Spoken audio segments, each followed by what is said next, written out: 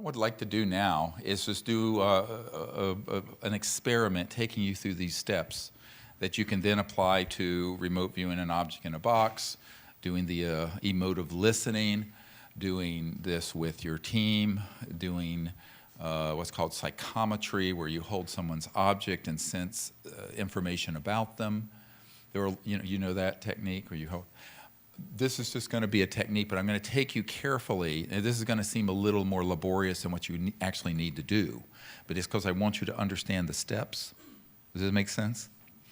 And the process. And then you can do it more and more rapidly. So the idea is you don't have to do it in this detailed and slow a way when you're in your team or by yourself, but you need to understand what the steps actually are that lead to effective remote viewing on a reproducible basis. One other comment is that the reason I teach this approach rather than some of the others that basically trick the mind intellectually, a lot of the things, the techniques that are used by the military remote viewing projects don't actually utilize the development of consciousness as the main paradigm. They're actually doing techniques that trick the monkey mind so that people can remote view. What's the difference? It's huge. Because I remember the head of Army Intelligence telling me about taking a bunch of his guys through the Monroe Institute, who were young Army Intelligence fellows, and they didn't have any real understanding of transdimensional physics, consciousness, non-locality, and they were just put through the course. And they actually were very good, got very good at the remote viewing of a target in the Soviet Union or whatever it was. However, so many of them ended up having mental breakdowns, committing suicide, becoming alcoholics, etc., because this ability was unleashed in a kind of a brutal way to get a task done without the concomitant or contemporaneous development of consciousness and wisdom and understanding. So it just basically blew their minds. There are things I could do to teach people that would just, boom, get them there. But if they haven't developed this higher consciousness ability, two things happen. One, it becomes an asymmetric development of their internal environment. Very important to realize this. And that causes perturbations in their stability, and they get unstable. The other thing that happens is that without the development of higher consciousness, there is a tendency to use this ability for selfish or harmful reasons. And in an enlightened state, because you enter into this deep understanding of consciousness, you don't want to harm someone else because you know you're actually harming yourself because you are all beings. This is the heart of compassion that the Buddha speaks about. Does this make sense? So that means that you're not going to have this proclivity to learn an ability and then apply it to do a psychic assassination or something like this, or the Project Amethyst at the National Security Agency, where they train people to use consciousness and other technologies to kill people in their sleep. You know about Project Amethyst?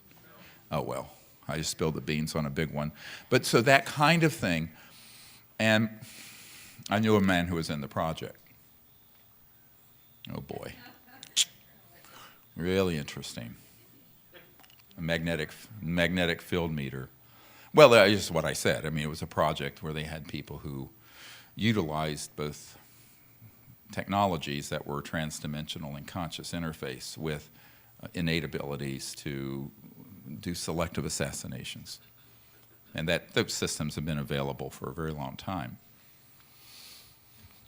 So everything, I look at this as the field of consciousness, and you can use it for good, or you can take your ego or other people and try to do something that is forced and damaging. And so the path of safety, not only is it more effective and a faster way of doing it, but a way of doing this safely is to develop higher states of consciousness and enlightenment so that these cities evolve spontaneously and are used only for the good. A lot of people are shocked that, I think it was 1993 or 4, a man who invented an electronic system that was a TAC. Yesterday I've been talking about CAT, consciousness-assisted technologies, where the consciousness assists the technology in doing something, like these random number generators. But there are also technologies that actually you can hook yourself up to that assist the consciousness in attaining remote viewing in non-locality and applications. And those are, of course, interstellar civilizations have both.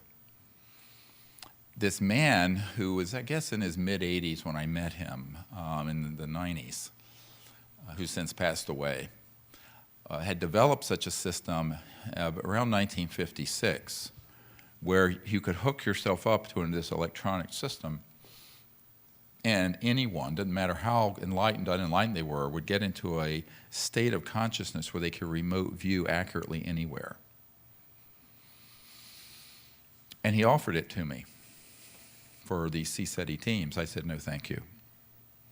Because if the people have that ability, but they haven't developed a nonviolent consciousness, enlightenment, and aren't doing this for the purpose of universal peace, it would be very dangerous. Moreover, almost certainly I would have been killed at that time to take possession of such a technology. So I said, that's all right, thank you very much for the offer. And I asked him, I said, well, what happened to it? He says, well, I developed it because I thought this would be something great for the public and would demonstrate the true nature of consciousness and reality. This is in the 50s. If Adam Curry is listening, this would be great for him to hear this, and Dr. John at Princeton. So I was about 1 year old when this was out, and a toddler. But he said what happened is that a corporation that was a front company for the CIA bought it out. And it was basically, you sell it to us or we're going to take it anyway and you're dead. So this has happened for many, many, many decades. And the safer approach is this very ancient and innate ability to connect to the quiet mind and develop this so that your entire internal spiritual reality is enlightened.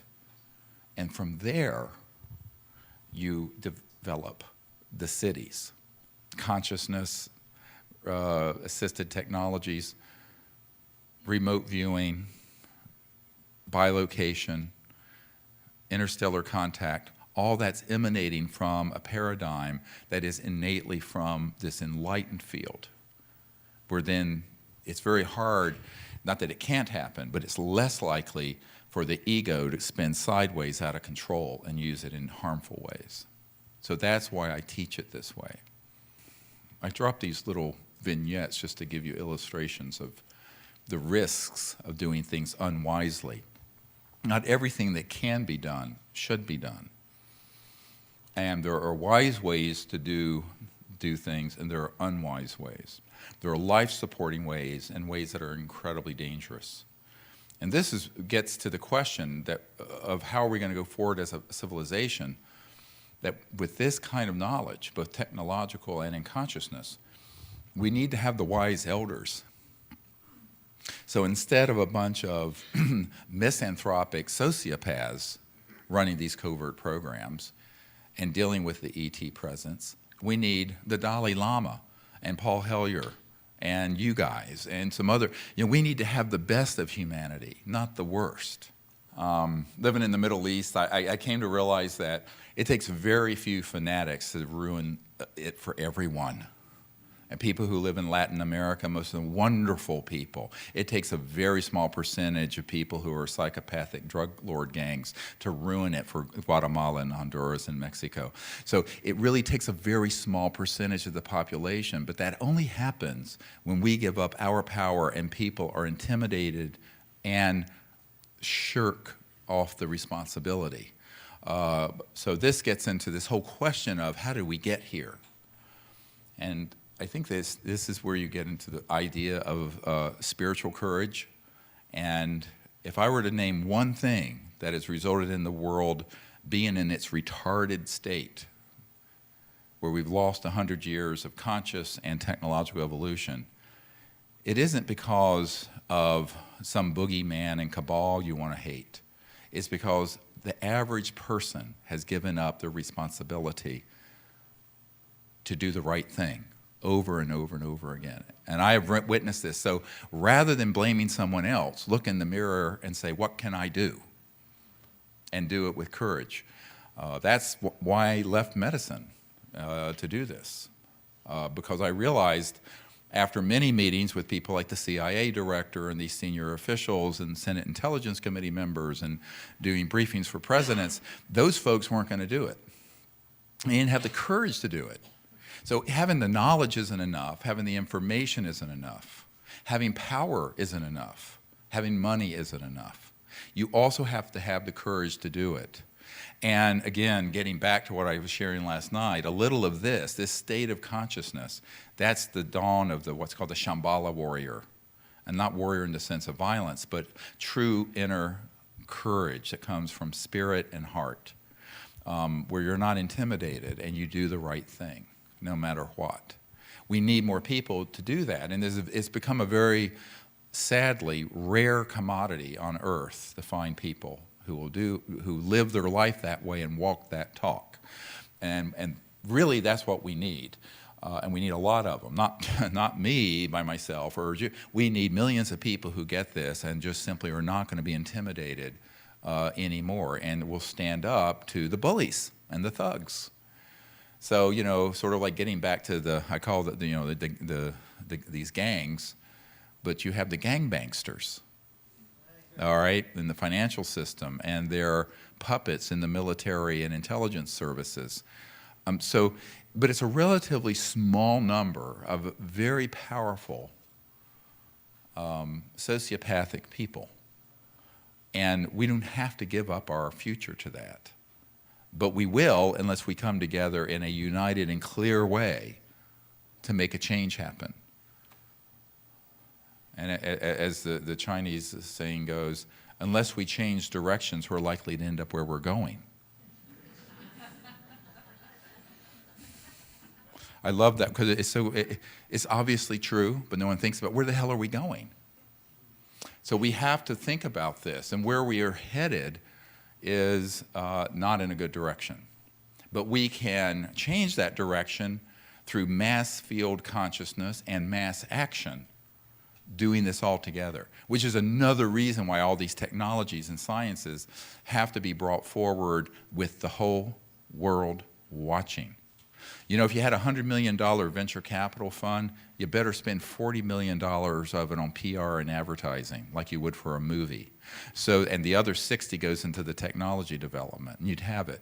Because you need to have stakeholders who aren't just money people, but are the men and women of Earth. Because if those folks are on your side, these other interests can't do anything about it. And the more you give into the impulse of fear and do things secretively, like when people come up to me and whisper, I said, forget about that. Shout it from the rooftops. Because doing things in that furtive, secretive way, you're on their dance floor. Remember, they own the night, we own the light. Disclosure, out, boom. It doesn't mean I don't keep confidences when asked to, I do. But I'm talking about what we have to do as a culture is to reverse that dynamic of secrecy into openness. And on technologies that deal with consciousness, even more so.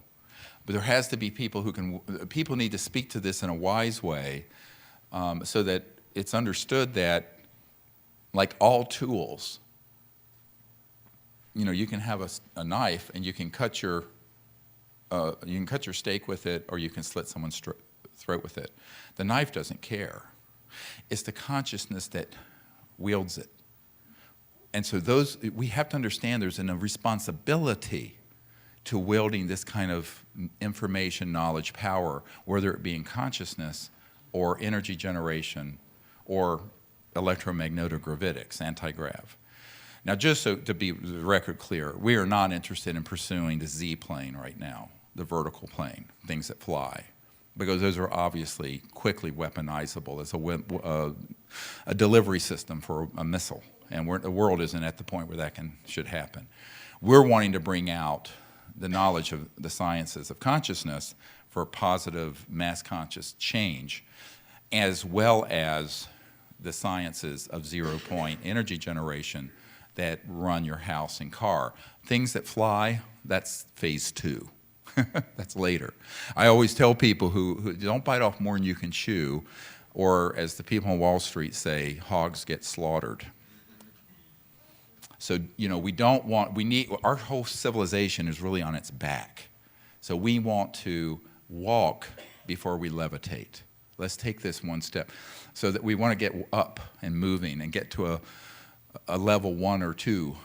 So that's sort of the paradigm. I could teach you this technique to realize that the consciousness techniques and the technologies all need to have the same impulse of being in the good and doing for others and being at service for, and not something that should be centered around self-aggrandizement or selfish purposes.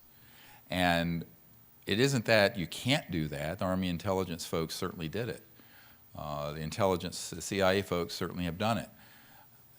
But just because it can be done doesn't mean it should be done, or that it's helpful in the long run. It's actually very counterproductive in the long run. And actually, this is what this general was telling me. It was actually an incredibly counterproductive effort. And Ingo Swann said the same thing. And that's why I try to the extent I can, share a paradigm of consciousness and consciousness technologies and techniques within a paradigm of universal peace and something that moves society forward. And that's how I would ask that all of you continue to utilize this. So, are you ready to do a little meditation? Yeah? So let's sit quietly and close our eyes. I'm going to ring the Tibetan prayer bowl. And this can be used just like a mantra. When I ring it, you'll hear the ringing tone. And the correct way to use these is to use them as like you would listen to chanting or a mantra or music, is to let your mind rest on it, however, with your eyes closed, and have your mind become centered on the tone, and then become aware of the mind watching the tone. And at the point that the tone fades away at the end, you are left with just a contemplation of the mind itself.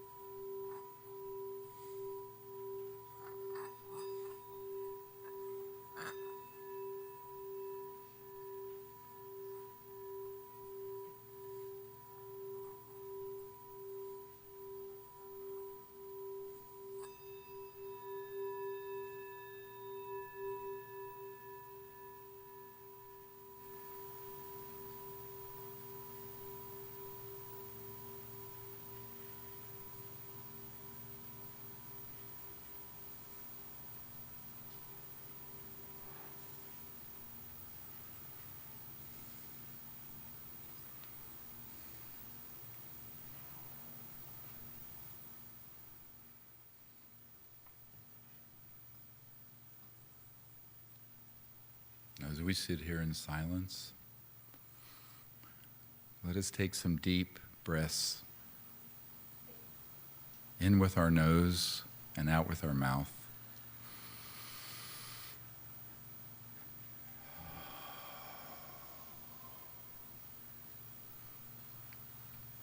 And as we breathe in with our nose, see our third eye and our awareness expanding,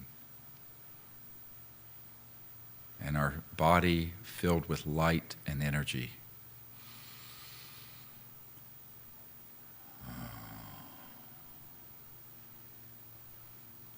And as we exhale, allow ourselves to release and let go of all of our limitations and concerns, and all doubts, and all that holds us back from the ocean of consciousness teeming within each of us. And with each inward breath, we draw in the prana, the chi, the life force that is conscious, and we are more awake and energized and harmonious. And with each exhalation, we become more relaxed and peaceful and calm. And our entire body, from our toes all the way up to the top of our head, is at once enlivened and relaxed, energized but steady and calm.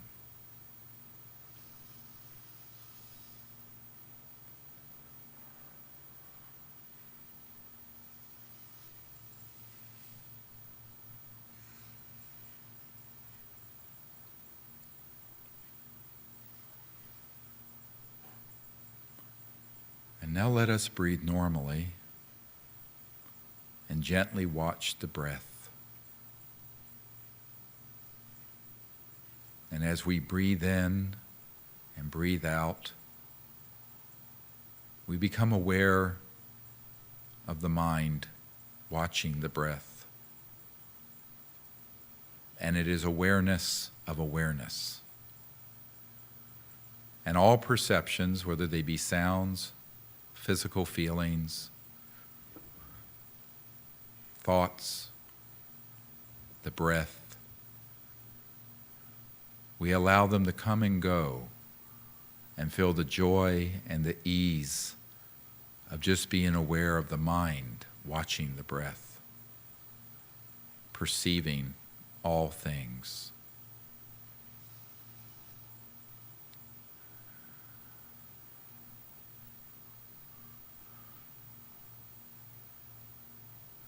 And as we gently become more aware of the mind, we behold it as a vast and infinite field of consciousness. And that each of us as individuals are apertures, openings, vessels, in which this indivisible field of consciousness is present in its totality and fullness at all times.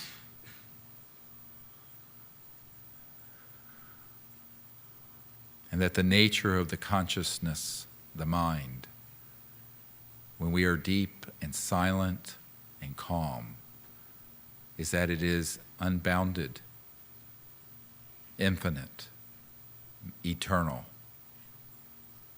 It transcends the boundaries of space and time, and yet is present at every point in space and time in its fullness, just like a quantum hologram.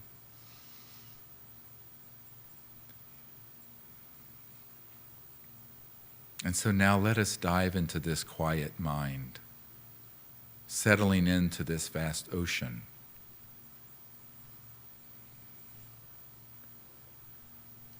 And becoming deeper and more quiet. And the breath becomes very faint And as we go into the quietness of mind, we recede from the turmoil of perceptions. And the perceptions of thought, self, sound, all that we perceive are like distant ripples and waves on the ocean of this infinite mind within us.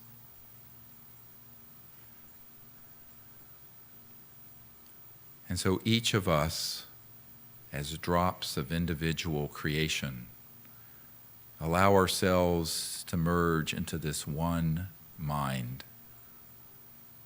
that is the true nature of the self. And we go now more deeply into silentness, quietness, peace. And we feel the joy and the serenity of the place that is the placeless, this eternal home that resides within each and everything and every being.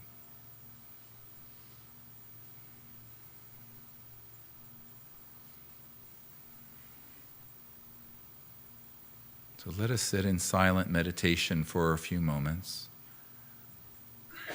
If you become distracted, return to the breathing technique, or you may use the mantra. And let us just meditate and go into deeper appreciation of the quiet mind and know its true nature is infinite and unbounded and omnipresent.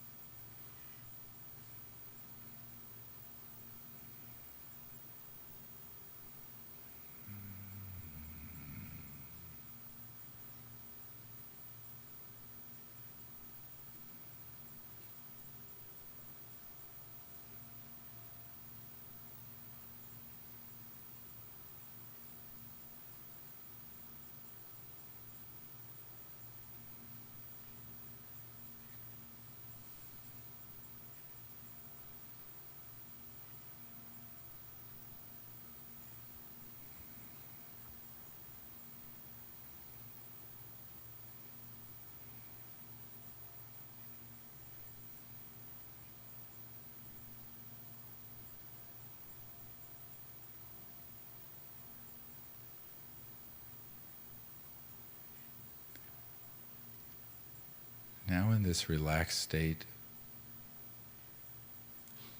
let us affirm to ourselves, with no doubt, that the nature of consciousness is that it's omnipresent, not limited to just ourselves or this place, but is always a field of undivisible, pure consciousness. And very gently, let us bring into our awareness the geography of North America, and very effortlessly, since the mind is omnipresent, and instantaneously we float over to the East Coast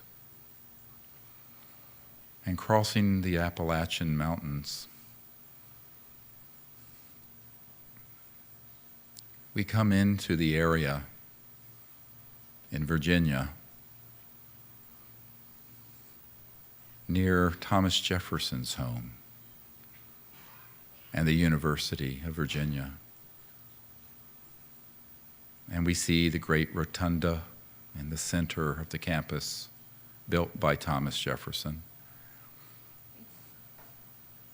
and the city of Charlottesville, Virginia. And then as we come west towards the Blue Ridge Mountains into the countryside, we see my home. And it sits on about 65 acres on a knoll overlooking the Blue Ridge in Shenandoah.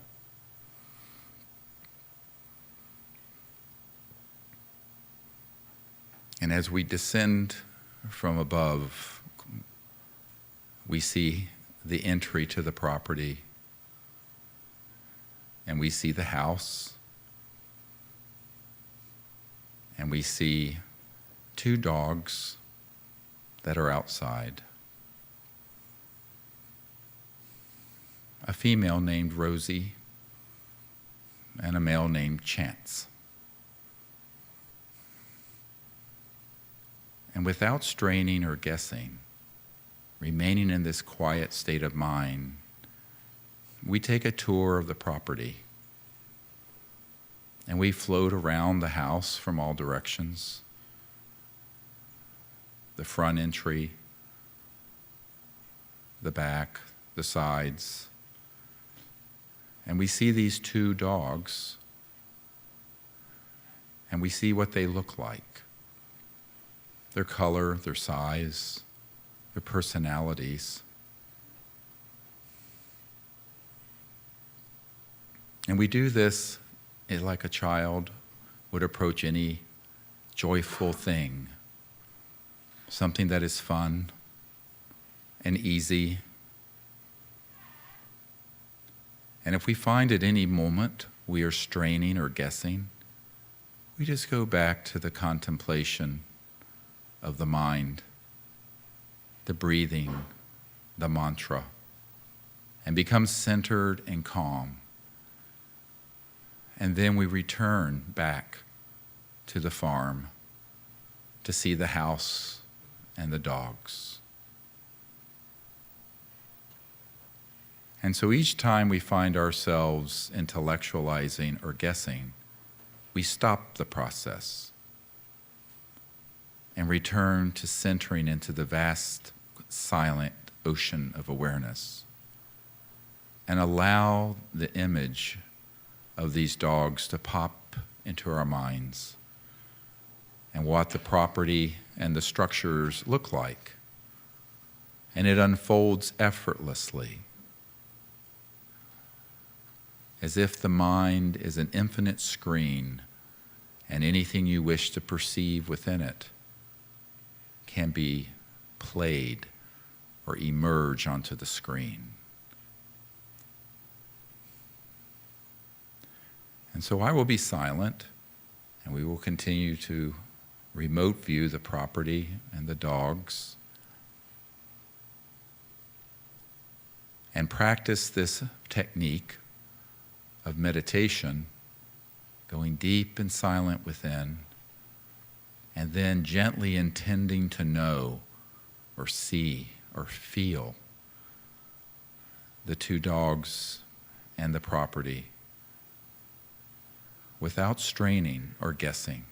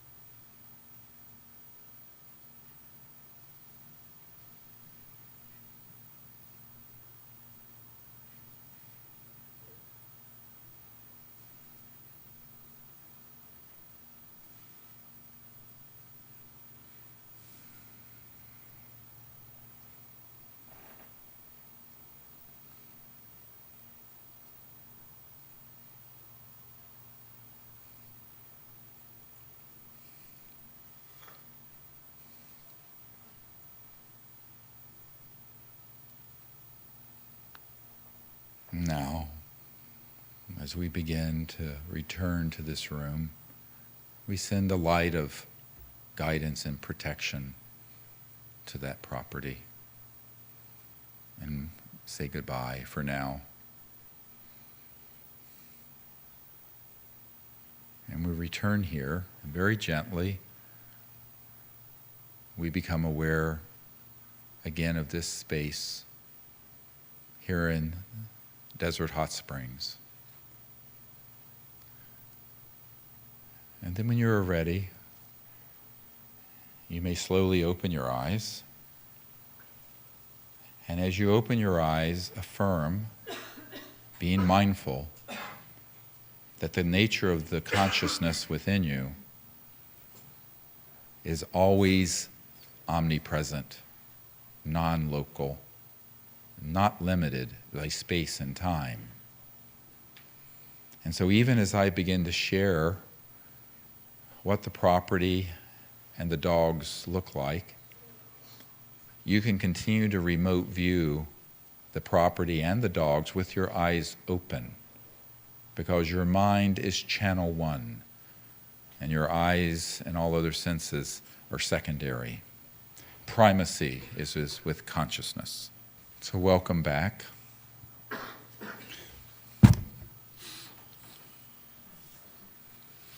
Now, everybody have a nice journey.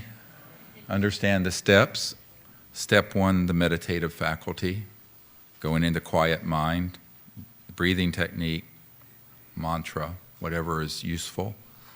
Going into deep silenceness, intending to see, then going and allowing your mind to know, affirming that it can know and see any place it wishes.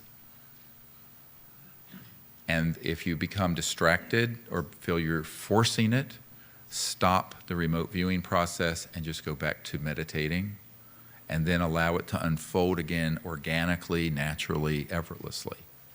And as you do this, begin to make a note of how it felt when you got something that was a perception.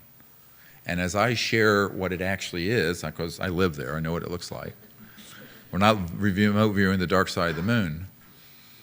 Begin to take note. You want to do a critical deconstruction of what you got that was accurate and what wasn't, and how did it feel when the accurate part of the remote view was coming, and what were you doing when the inaccurate, when you got off the target? You see what I'm saying? So you want to do a post-game wrap-up here.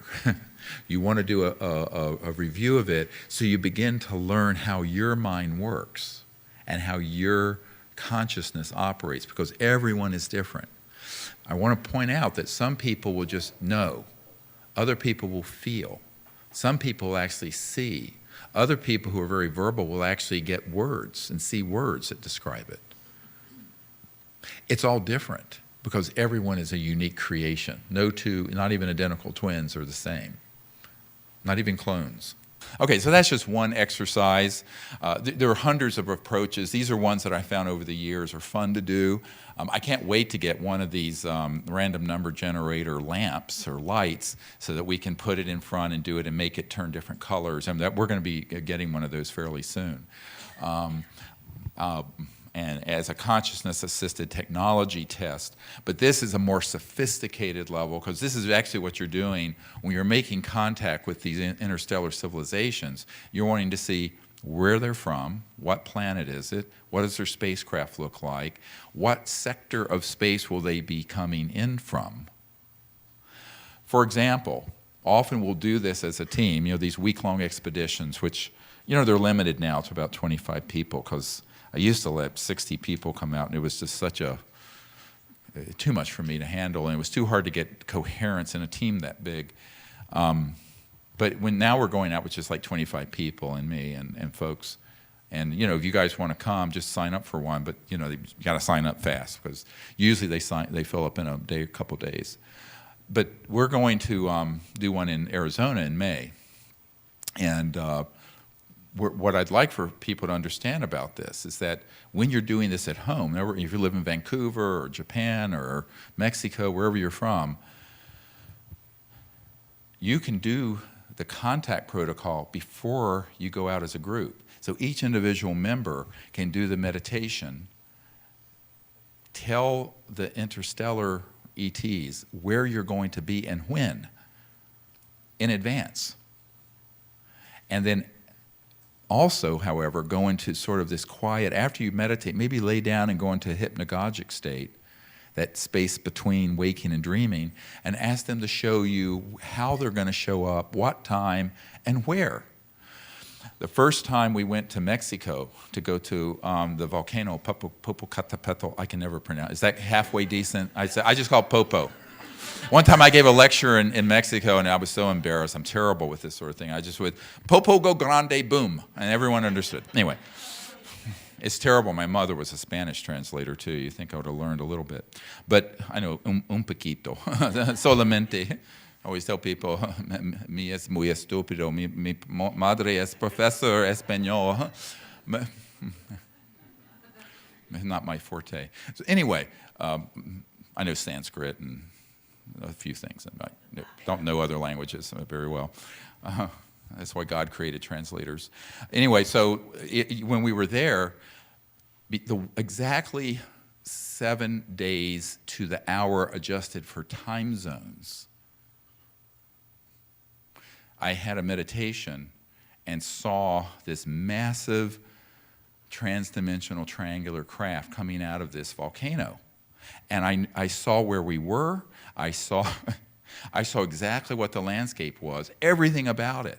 And so when my team went there, we spent the first 2 days driving around little towns, and finally we ended up on the other side of the volcano. The first night we were at a place, and I kept getting incorrect, not here, incorrect. And so the next day we were going through all these little towns, and the people were wonderful. Now the federales robbed me. They came at gunpoint in broad daylight as soon as we left the airport, took our passports and all our money, and the only way we had to give them all our money to get our passports back. It was 4 in the afternoon. It was pretty scary. So now I don't go anymore unless I have a Secret Service level SAG wagons, protect. But this is the first time I went. And we were going along, and we finally find outside Puebla, and then there's this little town, Metepec, and then Atli Mayaya. There's a little teeny village. It's like at the end of the road before you get to the jungle, right at the volcano. This is 18,000 foot, I believe. I think it's the 4th highest volcano in the world. Beautiful. And when we got there, and there was a field outside Atli Mayaya, and when we got there, I said, this is it. And that night, interestingly, in the week before, the moon was in a certain phase, and that night it was in that phase. The stars were in a certain way. It was that crystal clear and accurate. And I said, this is where we have to be. And then this massive object comes out from the volcano and floats towards us, and we're connecting to it, and the beings on board, the commander, is connecting and communicating with us telepathically. And all of our equipment electronics are going crazy. We had a camera, and the camera just went electromagnetically, just melted down, shut down. And it came around, and it came towards us. And so at that time, I didn't have these interesting lasers, so I just had these lights, and I'd signal to it, and it signaled back. And it came over and turned, and then actually went between Atli Mayaya and down where Puebla is. And as it was going down, it went back into the earth. It did one more signal to us in sequence with what I was signaling, and the commander said goodbye. And it was a beautiful, now this all unfolded. I mean, it's like something, it'd be great to do a full-length feature movie in Hollywood about the real things that happened with CE5s. But that was all precognitively seen in a lucid kind of state after meditation. It was actually after sleep and in meditation, going in and out of that hypnagogic or hypnagogic is a state, the space between dreaming, waking, and sleeping. It's that relaxed state. And it just came in an instant, an absolute instant. It wasn't like it took maybe half a second for the whole packet of vision to come. And almost every time we've had a significant CE5, it's happened that way. You all have heard of the Phoenix Lights? How many people have heard of that, the thing that, well, most people. In 1997, the Phoenix Lights event happened in Phoenix, all over Arizona, really. And I was there when it happened in March.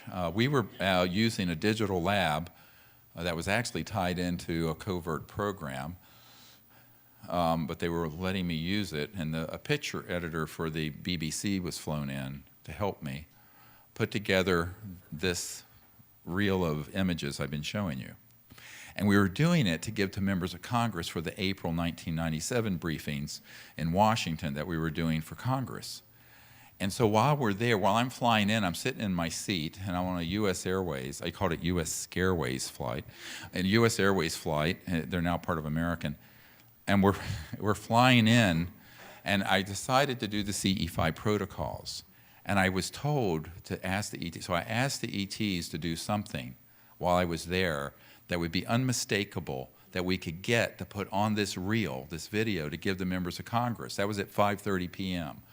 At 8:30 p.m., the Phoenix Lights happened as a CE5. It was a CE5. And the epicenter where it was right above the lab where I was.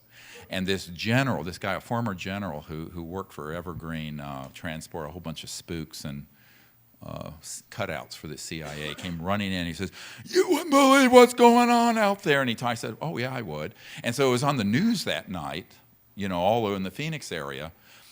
Now, of course, once I shared this, the UFO subculture covered it up because they think, it's all, UFO, it's like the nuts and bolts crowd of ufology because they don't understand interstellar spacecraft are transdimensional, and their craft and everyone on board are wired into this field of unbounded consciousness.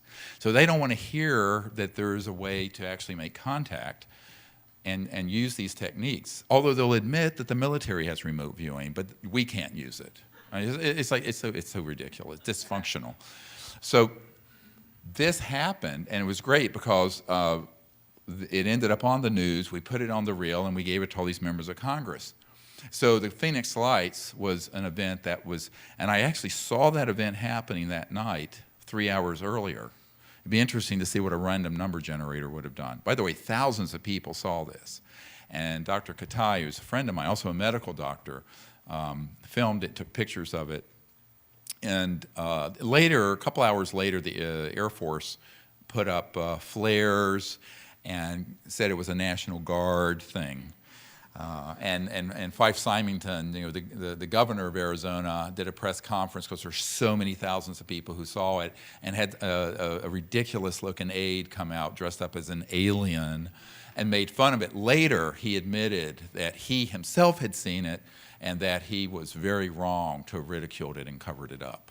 So you take these techniques that you're learning over last night and today and apply it out in your groups or by yourself for the purpose of making contact, but understand that you can do it in real time under the stars, but you can also do it before you even go out, a week before, a day before, a night before.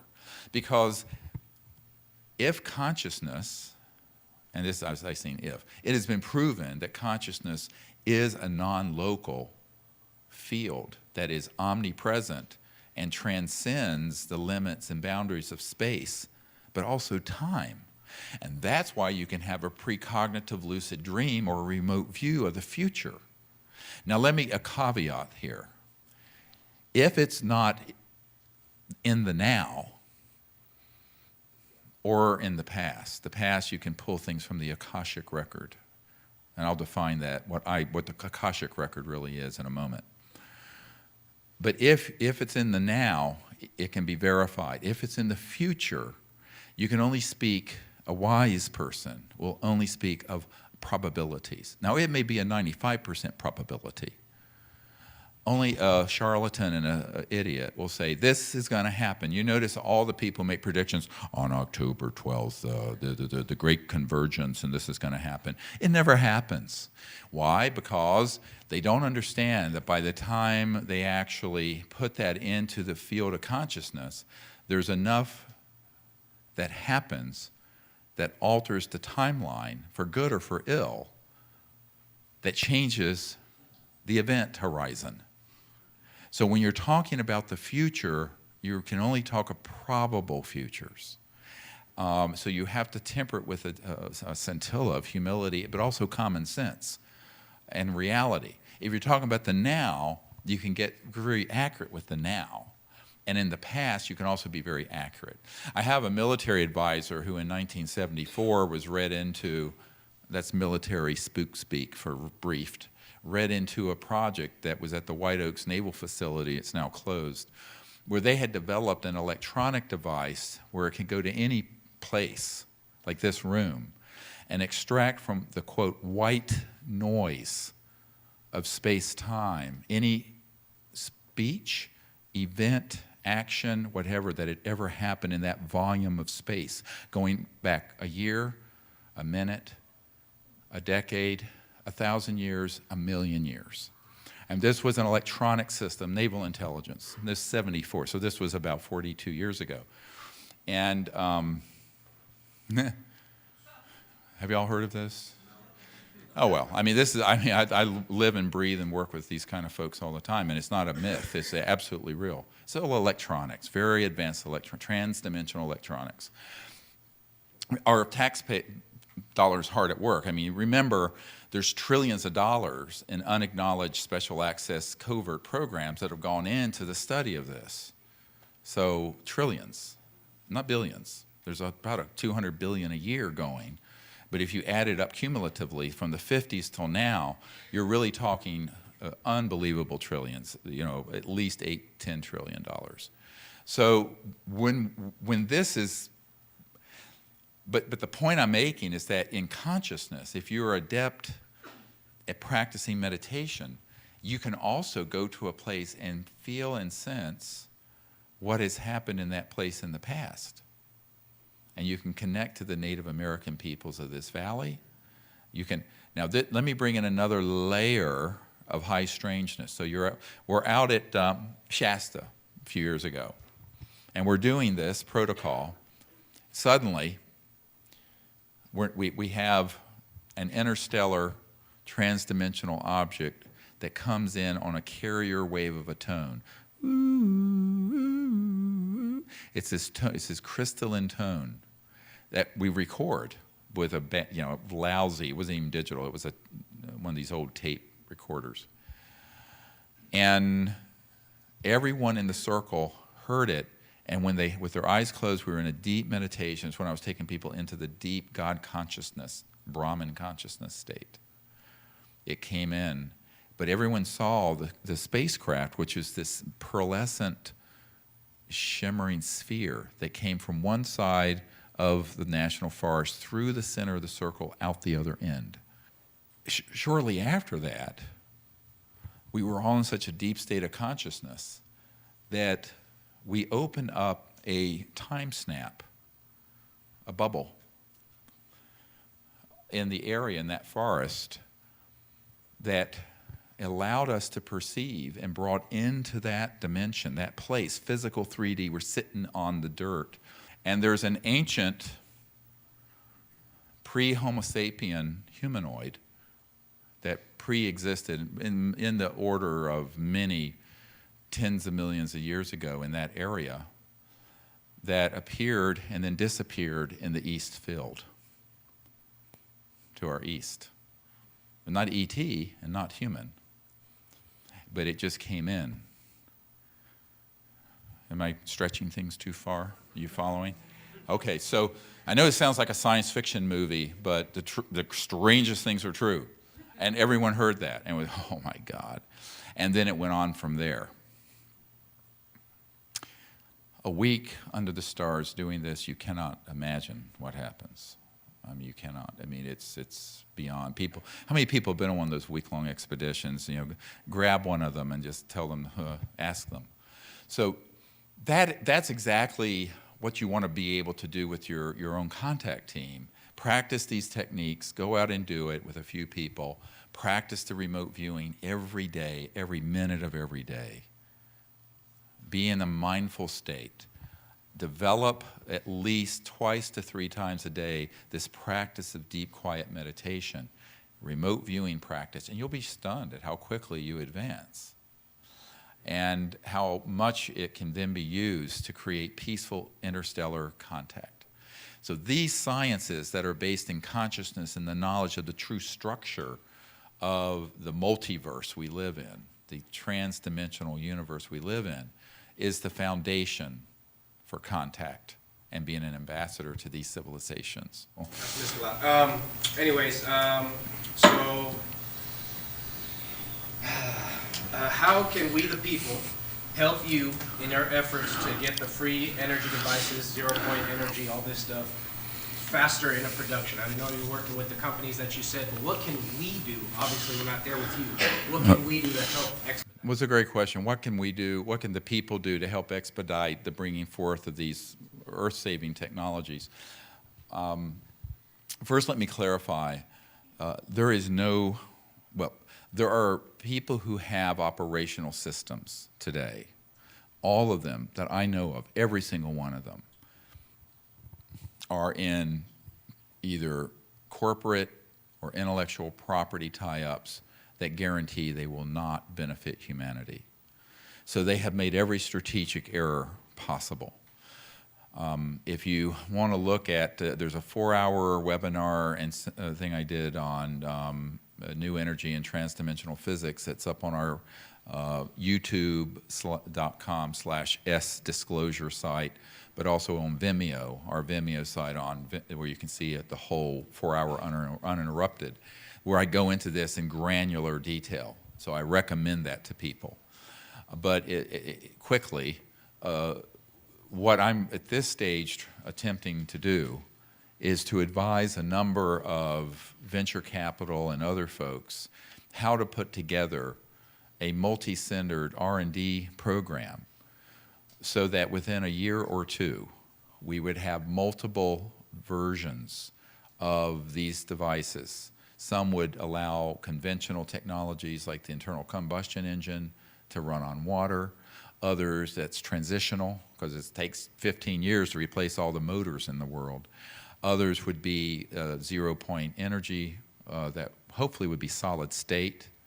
And the one that we're leaving off of the plan right now is the anti-gravity, things that fly.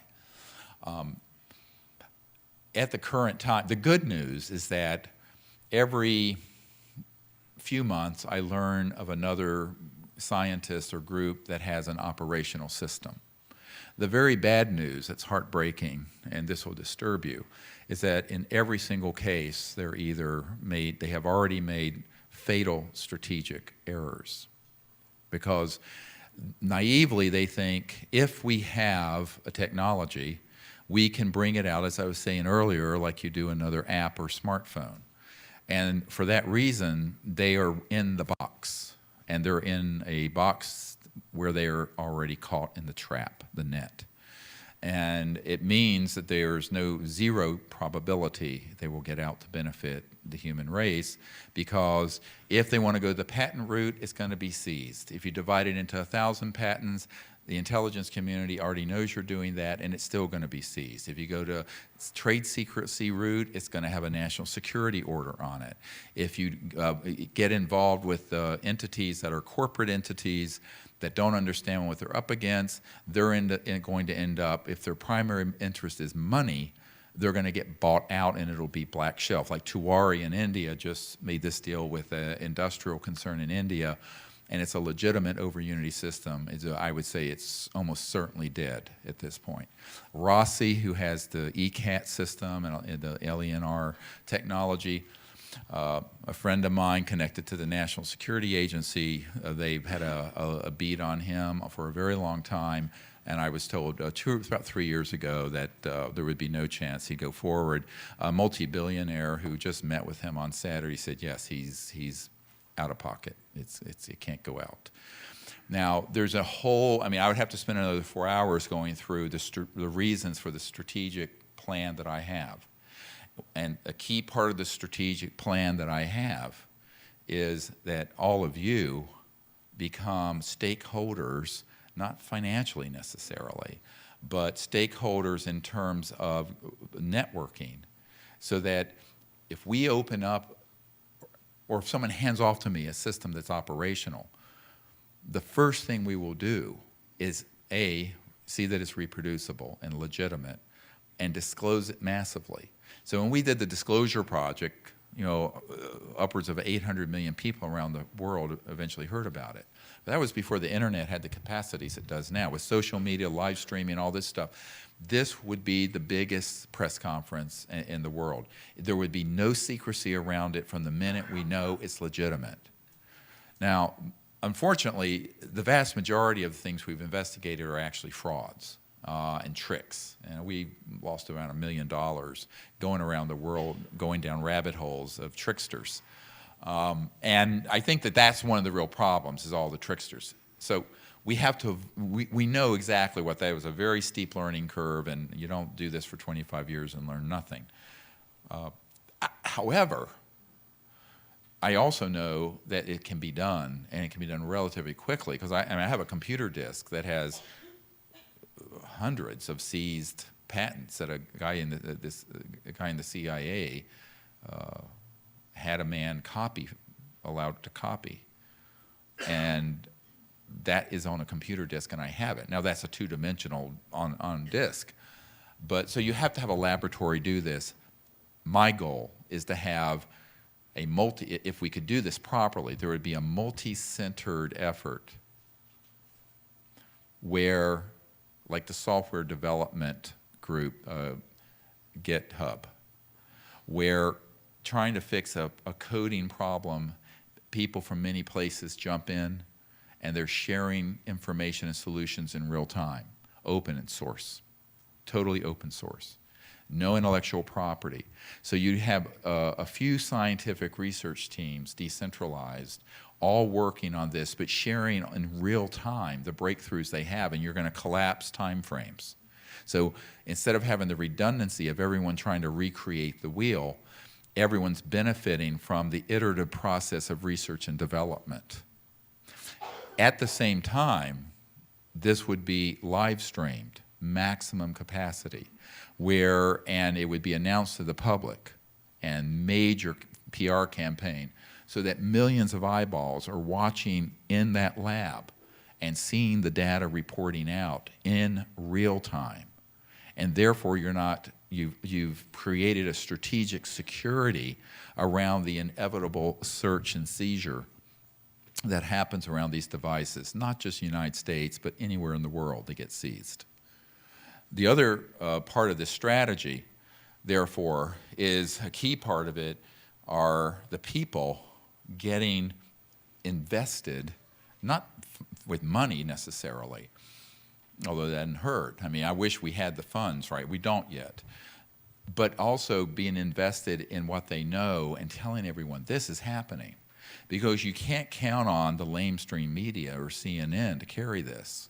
I have seen too many big stories that I've been part of killed by the major networks in Hollywood and the big media, because they are very corrupt. And in this case, luckily, if you do it's strategy that involves bypassing these chokeholds in information and news.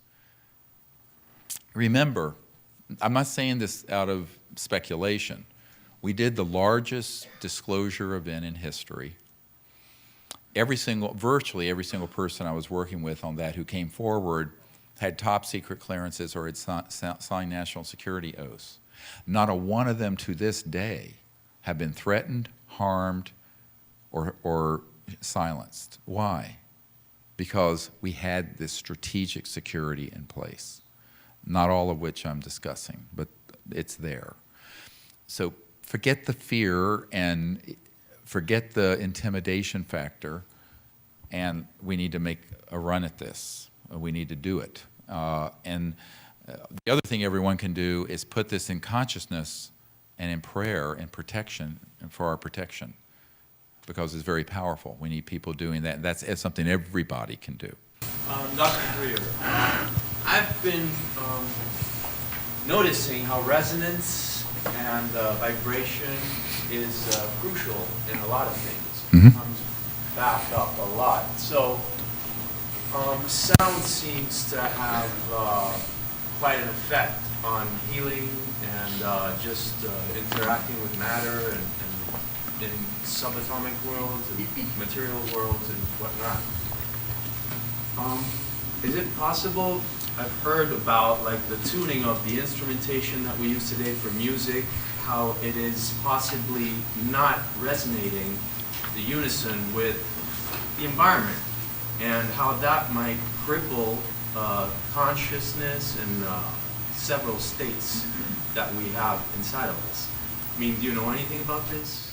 Well, sure. I mean, he's asking about the resonant frequencies of music and how it needs to be tuned or can be tuned to be enlivening the consciousness. And there's a whole school of thought. There's a whole area of Vedic knowledge that deals with music and tonality. Now, everyone has a different taste in music, but it is true that over the course of human development and history, the thing that is most elemental is sound, music, chanting. This is why in every culture, chanting, music, the ringing of bowls, the beating of drums, these resonant frequencies are very much part of the experience that people have that awaken and help center in sort of a meditative way.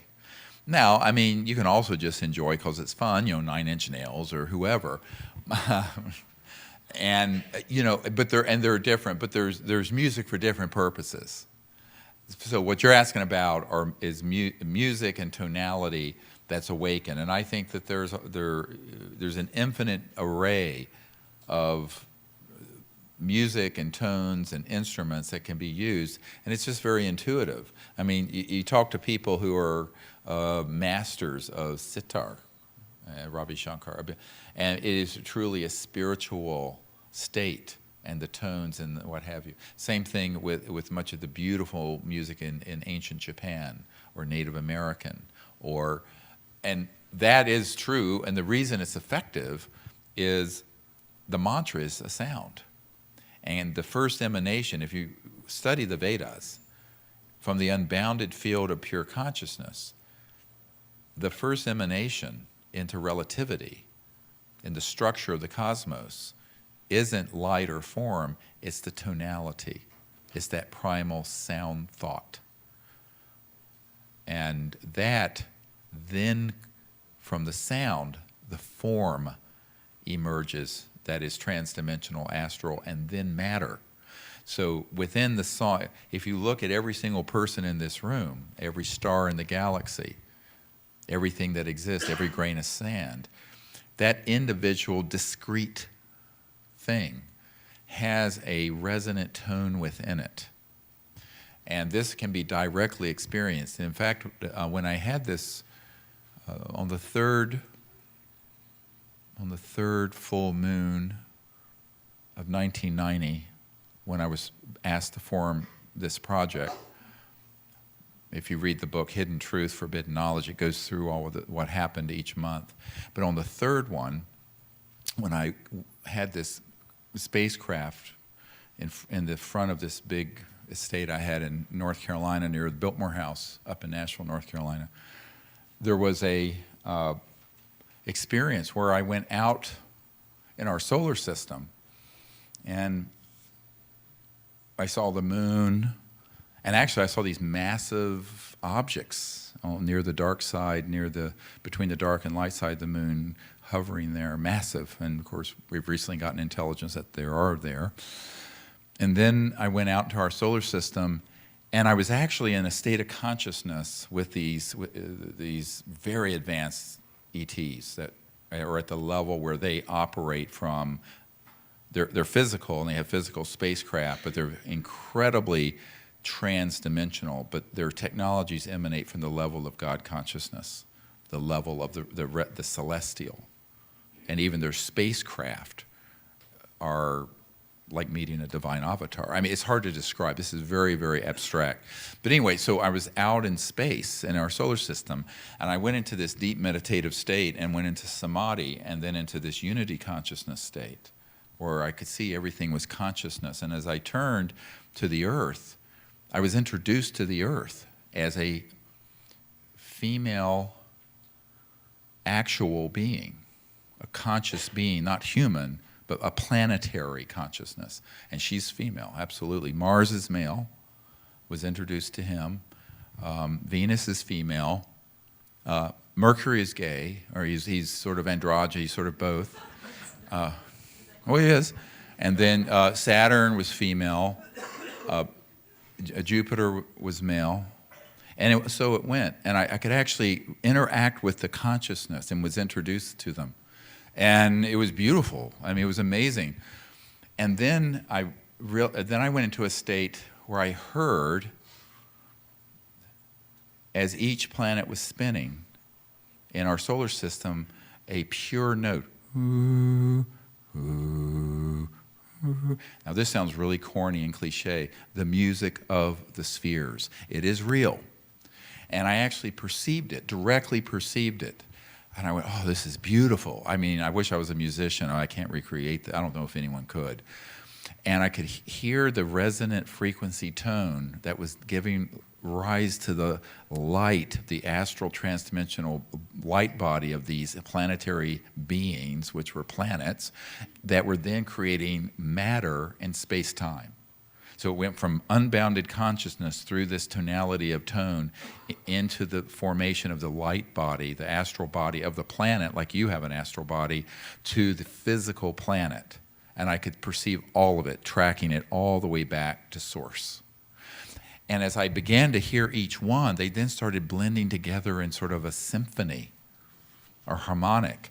And then I became aware of the sun and the other stars and planets, and I went in an instant where I heard the pure tonality of everything that is in creation that then merged into one perfect primal tone emanating from infinity. And with that, I transcended into that Brahman consciousness where you are one with the entire cosmos and creation and also with unbounded mind. It was one of the most beautiful. Years went by before I could talk about this experience without crying. It's so beautiful. And then, of course, I realized that's all folded within each and every one of us, and every point in space and time has the reality of what I just described folded within it.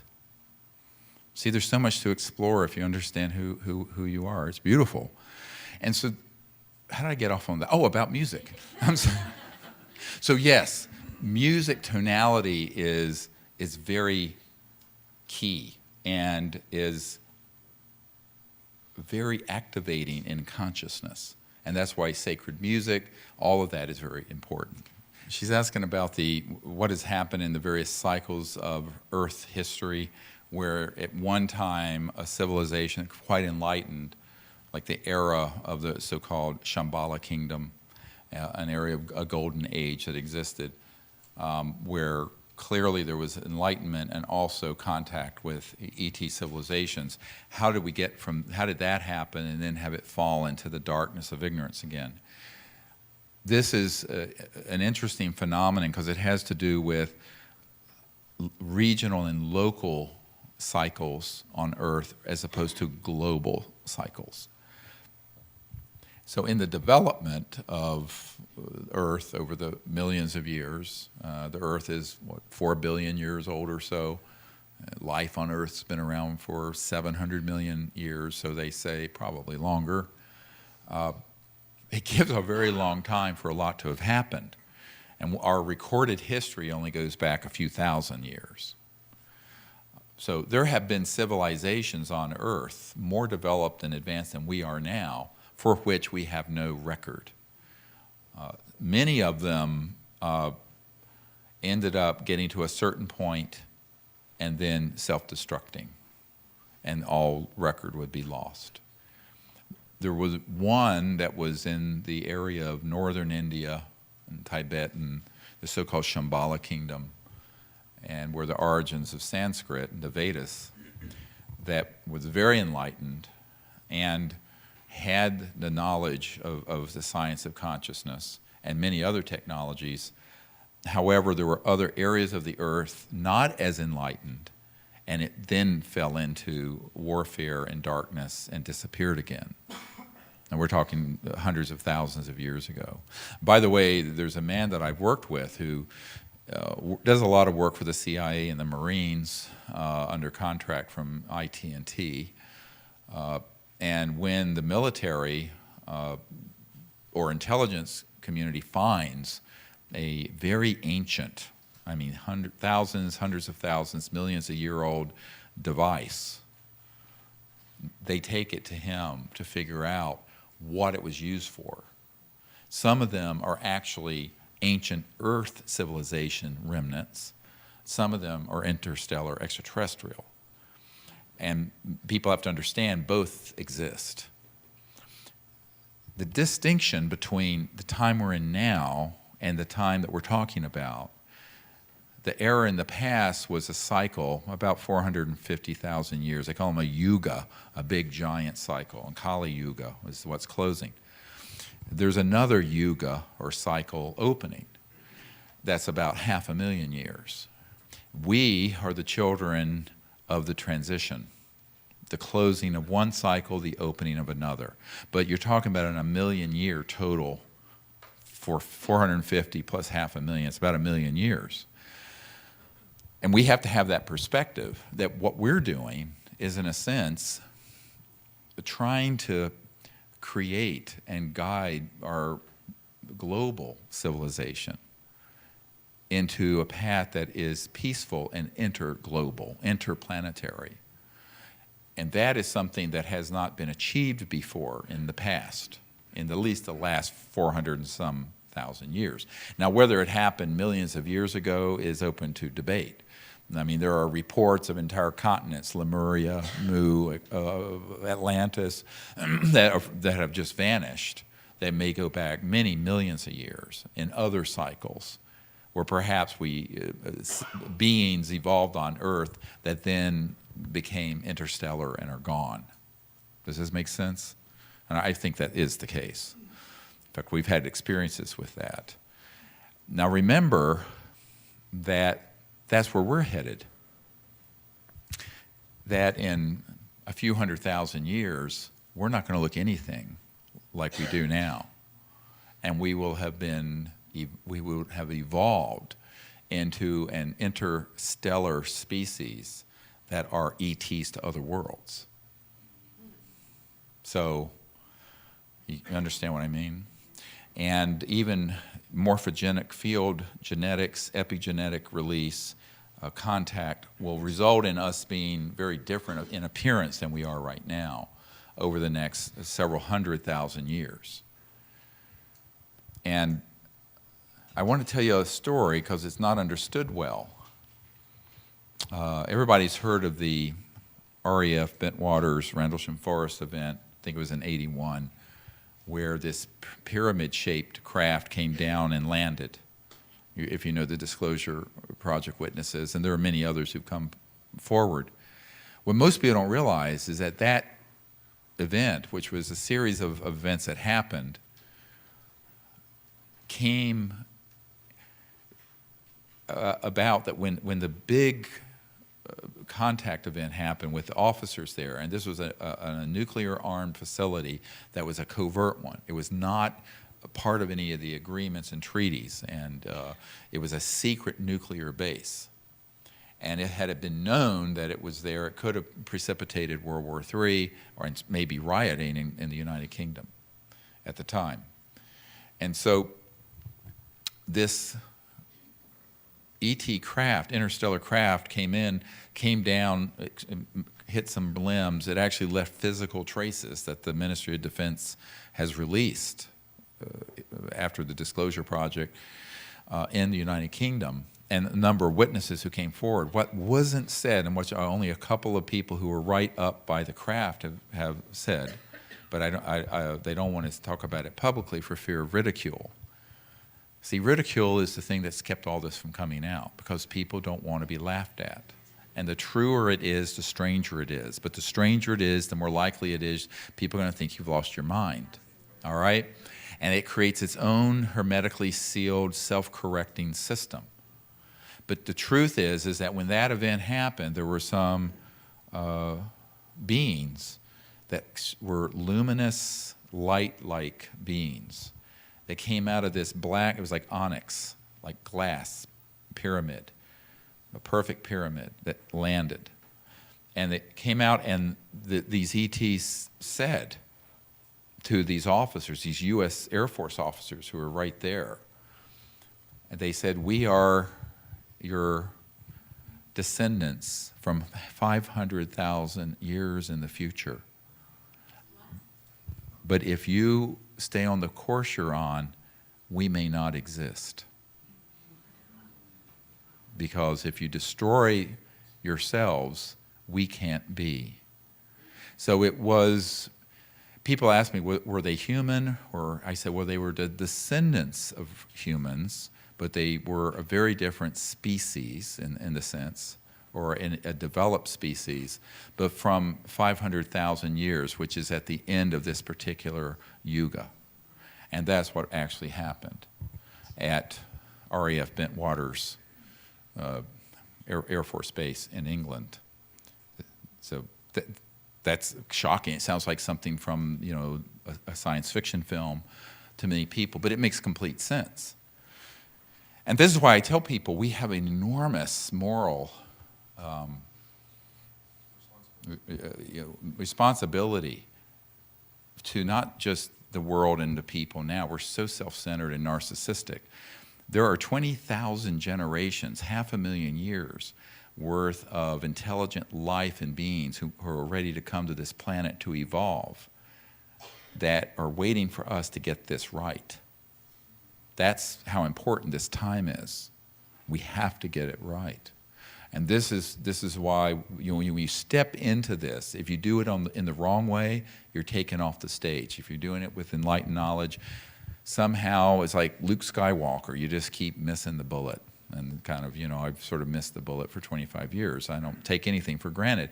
But it's because it isn't about me or anyone else I'm working with. It's about this purpose that is that humanity is to be eventually interplanetary, where we then spread enlightenment and knowledge, and we bring the equivalent of the Vedas and all this information to emerging worlds that are coming along behind us. And it's an endless cycle of development that goes on throughout the entire cosmos. One other thing, consciousness is absolutely non-local. And therefore, it's like the old saying, as above, so below, or as below, so above. What we do on this planet, like when we started detonating atomic bombs, that opened the modern era in, quote, UFO events, because a hornet's nest of deep concern, went up. A red flag went over this planet because we had reached the point where we could destroy all life on Earth, but also could become an existential threat to innocent planets out there. There are planets that are very much more developed than we are that has no concept of war and has no weaponry, because they didn't evolve or descend from a lineage of primates and chimps where there is this tribalistic murder impulse. They descended from the equivalent of, say, cetaceans or some other species. You see what I'm saying? So everyone's so worried about the ETs. I said, no, they're worried about us. I flip it right around. It's like it's the man in the mirror. You need to look in the mirror. Step out of the narcissistic, self-absorbed, human, anthropocentric reality look at this planet and the human race through the eyes of these other civilizations, well, you cannot blame them for being shocked and appalled. And it's because we have stayed on a path of conflict, separation, and warfare for 100 years longer than we should have. And we don't have muskets and machine guns. We have weapons of mass destruction that could end all life on this planet. We have scalar technologies that can be a threat because it's faster than the speed of light, scalar, that is an existential threat to other planets. And that's, you have to understand that it is within this milieu that we're operating as diplomatic teams to these civilizations. And this then speaks to something else very critical. For us to establish this new Shambhala kingdom that's a global and interplanetary civilization, we have to make it through this transition period and need people to help guide and protect us as we do so. There are ETs doing it, there are humans doing it, and we need the masses to see it and actuate it, manifest it. But in the meanwhile, you have to walk the mystical path with practical feet. You want to go out and make contact, you have to understand. The reason the ETs are going to, the least likely way an actual extraterrestrial civilization is going to interact is in 3D because of the risk matrix. What do I mean by that? Well, if you're dealing with a Lockheed man-made UFO that have these man-made kind of cloned robotic things that people think are ETs, they call them aliens, those are very 3D, but they're 100% run by covert military intelligence and corporate programs, which is what the stock and trade of ufology is all about, and the disinformation nexus. There's abductions, mutilations, graves, this and that. The actual interstellars, ETs, this is another reality. And it gets confused and conflated deliberately for people who want us to hate everything that's ET, because that's how we get into a next war, interplanetary war. In the meanwhile, when we're going out under the stars and doing this, since 1965, we have had platforms in space that have targeted ET craft. But in those 50 years, 51 years, there has been an enormous increase in the accuracy and the lethality of them. I think it was in the 1970s, a man that I met, and actually one of my military advisors was on the board of directors of his electronic company, had invented what are called neutrino light detectors. And what basically these do is that if you're coming in from subspace, a transdimensional space-time, into this dimension, and you're not materialized, but you're in the process of stepping in, it can happen very instantly. It can go from here to invisible to the naked eye, or even to most sensors, to fully visible. But at that interface between dimensions, as you emerge into 3D, there is a burst of energy that's called neutrino light. So this guy had invented very sensitive sensors. The National Security Agency came in and seized them under a national security order, and then they ended up on the National Reconnaissance Office, NRO satellites. So that when an ET craft, it can be under the Earth, it can be above the Earth, it can be in outer space, when it goes out of its resonance field that is in another dimension into 3D, that is picked up instantly in real time. Every major fully materialized craft that has appeared at a CE5 has rapidly had jets, helicopters, and sometimes ground forces that are tracking what I'm doing move in. And I don't say this to discourage you from doing it. It's simply to say, I'm wanting to be honest about the complexity of the theater of operation known as planet Earth that we live in.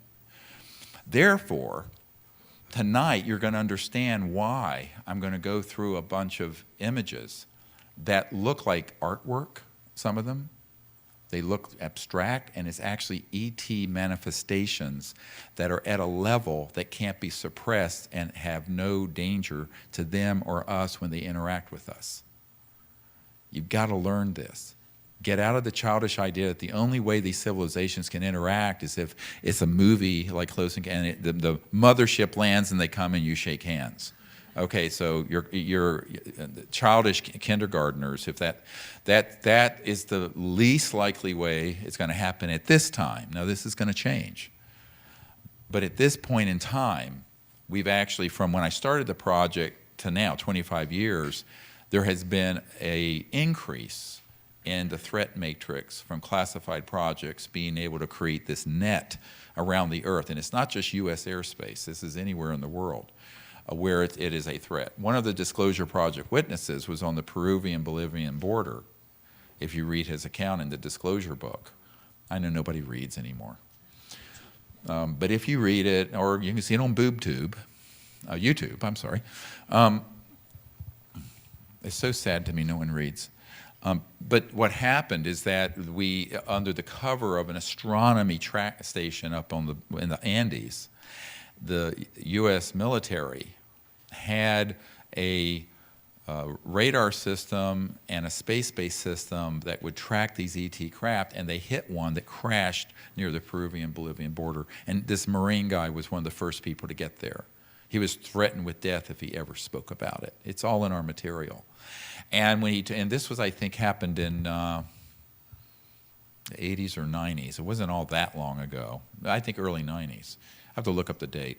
But, you know, you imagine technology doesn't stand still. Trillions of dollars spent on research and development by these psychopaths results in increasing generation after generation of generation. So when we go out, we have to understand that it may be that these interstellar civilizations will want to contact you purely in consciousness, or with non-fully materialized manifestations, or with electronic communication through devices like we had earlier, or a million other ways. That's what we're going to go through tonight. It's going to blow your mind when you see and hear this stuff. Or they may in fact fully materialize. Now one time we were, since we're at near Joshua Tree, we were in Joshua Tree, and one of these objects materialized right over us.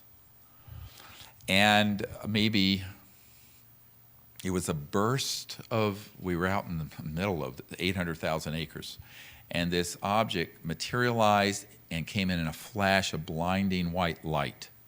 So bright, and maybe about 10 feet above the group. So bright that everyone with their eyes closed could see the veins in their eyelid. And I had my eyes open, because I can meditate with eyes open. And it was this beautiful, and then right after that, coming up out of that plane east of that site on Geology Tour Road, go there if you want, came this spherical ET craft that materialized and drifted towards us and was coming, and everyone looking that way, looking east, saw it. And then it vanished. Within a few seconds, a very low altitude, looked like a 747, very large jet at stall speed, came in over a national park illegally. And it was loaded with little green probes and antenna on it, came in with landing lights on, right, and strafed the group looking for this thing. So it was actually up in the air. Now, here's the thing. I'm the director of this project globally, interplanetarily, actually. So I'm a high-value target. You're not.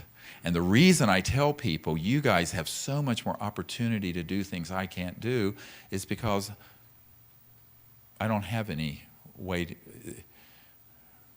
I've lost the ability to be off the radar.